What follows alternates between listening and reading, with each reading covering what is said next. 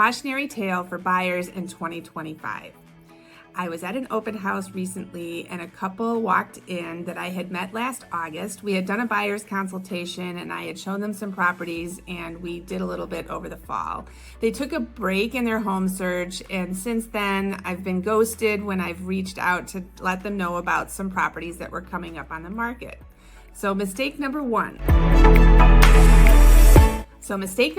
is not viewing the property before the open house. We have a proven process, so when a listing is launched from our team on Thursday morning, 24 hours before, we give the agents who have inquired during the coming soon period an opportunity to bring their clients in a day earlier.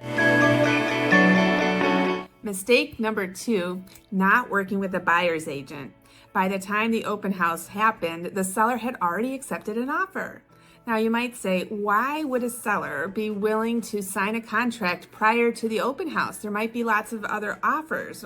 Well, in this market, it's highly competitive, as you know, but buyers are scared and they're nervous and they've lost out on other properties. So when they find the one, they're going to make an eye-popping offer. And when they present it to the seller is like, if it meets their needs, it meets their timeline, and maybe we just don't know the situation of the seller. The seller might be willing to take that offer and cancel the open house. That buyer might not have a chance to give a highest and best or to do 20 different showings. It's all about what the seller is needing.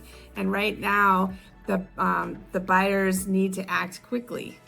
And when you have a buyer's agent, you will have all of this up front and know what's going to be happening.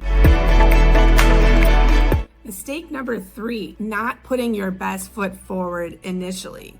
So you might not always get a chance to give your highest and best offer. If a friend of a friend makes an offer to the seller and it meets their terms and their needs and they want to work with that offer, they don't have a requirement to be fair to everyone. So put your best foot forward and know that if you don't get the property, then it wasn't meant to be, there'll be another property. But you might not always have a chance to come back with your highest and best offer.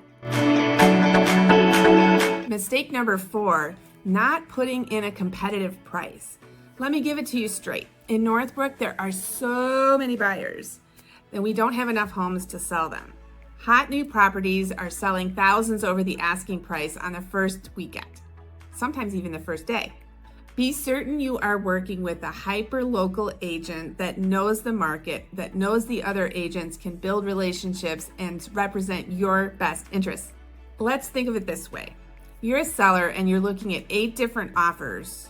Are you going to pick the one that is sloppily put together, that doesn't meet the terms, and isn't going to close, versus the one who has a professional agent, everything is in order, the disclosures, the proof of funds, all is cleanly packaged with a nice letter about you that can get to the closing table? Because at the end of the day, even it's not about the highest amount, necessarily the price, but is whether this deal can close. That is the most important thing to the seller.